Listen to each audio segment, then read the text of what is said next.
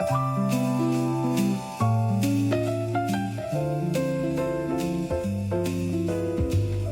folks, we're coming to the end of 2025 now, and why I think I have any place doing a year-end review when I've been pretty much absent from the channel from January 2024 up until Halloween of this year, well, I see some other people doing it, and it's not so much that I have a lot to toot my horn about this year, but I have some good things to look forward to next year. So I'm here to give you sort of a rundown of what I did manage to accomplish in the last couple of months on the channel and what's coming up. So in a way, I failed you. In early November, I said, I'm going to come to you with a video every weekend, or at least by Monday. And technically, literally, I did that. But I had also said I was going to do a video every month, or every week, about National Novel Writing Month, which became Novel November. And while I did do a couple of videos for that, I shot a lot of footage for a couple of other videos that never got edited into place. And I finished my November novel with about 52,000 words, many of which are actually pretty good, if you ask me. I didn't do the weekly novel November story for you. And I'll try to do a little bit better on that next year, and maybe plan a bit more in advance now that I'm thinking about it 10 months in advance rather than 10 minutes. Anyway, I managed to do that. I got into some more of my past editing work with DaVinci Resolve, the free version, version 20. And I put out a couple of videos that filled in for the missing writing videos that are designed to go along with the sauna that I go to. I use an infrared sauna service type thing here in Silicon Valley. And I wanted to have some stuff that I had created that I could watch on the TV in the sauna suite and have the right timing, have some indicators for when it's time to get out and so forth. And they're not great, I'll tell you that up front, but they are getting there. And every time I watch them in the sauna across town, I find something else that I could do better. And that's something that I don't usually get a chance to do away from a computer. You know, if I'm sitting at home, I'm watching a video, I may not even watch my own videos for a while after I post them. And I don't really pick anything up from them then.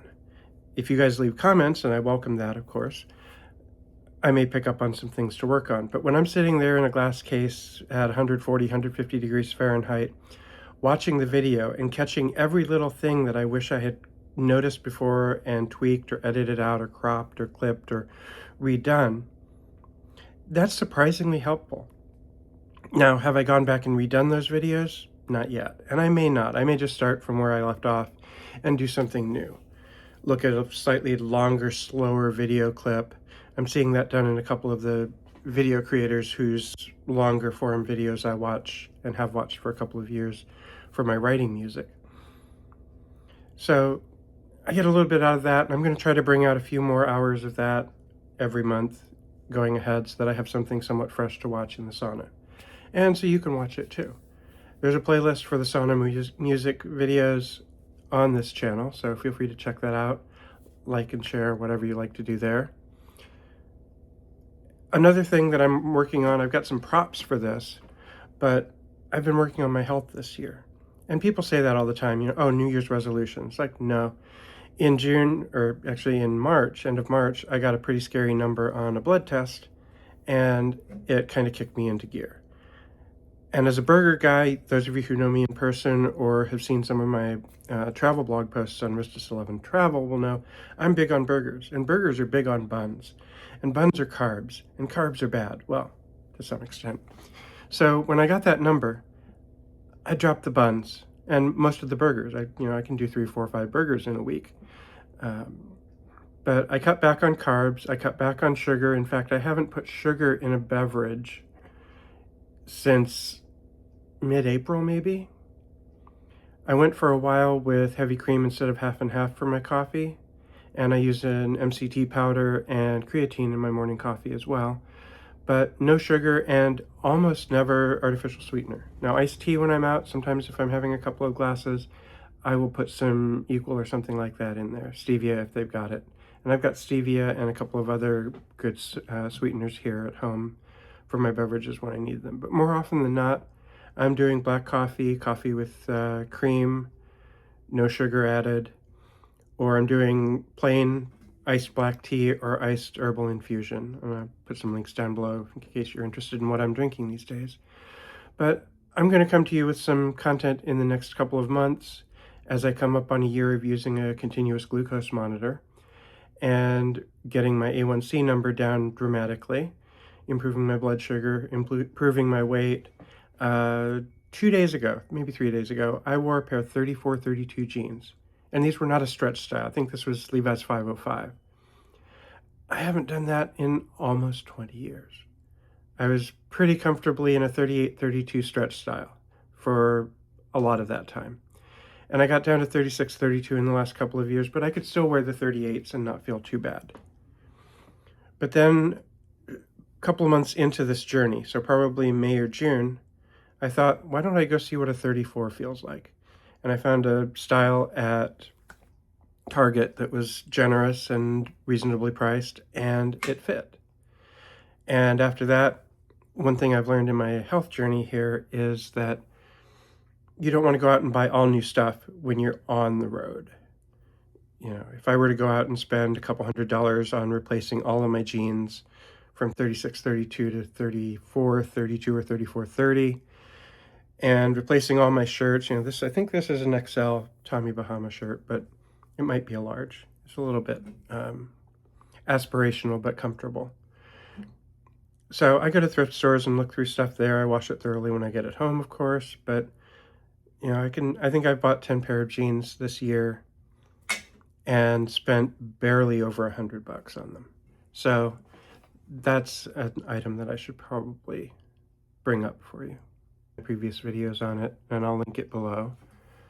I am also working on setting up some studio space in my home office, converting it from storage to studio, or possibly doing that in the workshop. Can't really do it in the garage because it's really dark and noisy. I've got a fan out there, oddly enough, that's been running nonstop for 11 years. I've got a lamp out there that's been running nonstop for 8 years with these cool Switch brand liquid-filled LED bulbs. I would share a link with those, but I think there's only one case of them out there for sale at the moment, and I want them. So, looking ahead to 2026, what am I going to do differently? I'm going to work on getting content out to you every week, something interesting about technology or health or writing or publishing or just random stuff. Hopefully less of the random stuff and a little bit more intentional. I'm also going to be bringing these videos to ristus11.com and ristus11travel.com wherever they fit. I've got a couple of travel-related topics to bring up with you in the new year and try to catch up on my awareness of the various status programs that I kind of let drift when something happened in 2020. I've got some home lab stuff to work on. I've got a stack of Lenovo P360s that have 10 gig adapters in them and Proxmox. I'm going to bring those up, do some recording, do some testing, and then upgrade them to 25 gig fiber cards, which I have in a box behind me here. I'm going to try to do a couple of other videos about GPU work, how to set up a home AI workshop on a budget. For those of you who did crypto mining on GPUs, you're really set up pretty well for doing basic home AI work, whether it's large language models with Ollama or GPT-4All or something like that, or stability matrix and the like for image generation, or both. And I'm going to try to take you through that journey as I go through it. I've played with it a little bit. I've created thousands of images on a 3060 or 3060 Ti at home, but trying to get something set up on a slightly beefier machine that's still affordable if you've got the gear or if you get lucky on Facebook Marketplace, as I have a couple of times. So I'll take you through that journey. And at some point in the near future, when I get the studio set up, I'll go through what I've done in there, what equipment I'm using. This is being recorded on an iPhone 17 Pro Max that I just got a couple of months ago. You could do videos like this on a 15 Pro, a 15, almost any phone from the last few years will do good enough to get you started. Now, do I have a couple of pretty cool cameras? Well, kinda. Nothing really impressive, nothing that at this point is worth doing a video about, but I do have some gear beyond the cell phone. You can get started with your cell phone and just recording to it. You can do ProRes with an external drive if you got the right iPhone and the right drive. Right now I'm just doing 4K 30 frame per second to the internal storage, and then I'll upload it and edit it on another machine with DaVinci Resolve. So there we come to the end of the year that was, and a look forward to the year that will be. What would you like to see on my channel? What have I mentioned today that gets you intrigued, that you'll come back to watch? And if you haven't already, go ahead and subscribe and turn on your notifications so you can see when I do get new stuff posted. It's going to be more often this year in 2026 than in 2025. That's my goal and my commitment. And I want to make sure that I'm keeping you guys happy, entertained, educated, and ready for the future. So until the next video, I'm Robert Novak, coming to you from the heart of Silicon Valley, and wishing you a happy, healthy, and prosperous new year.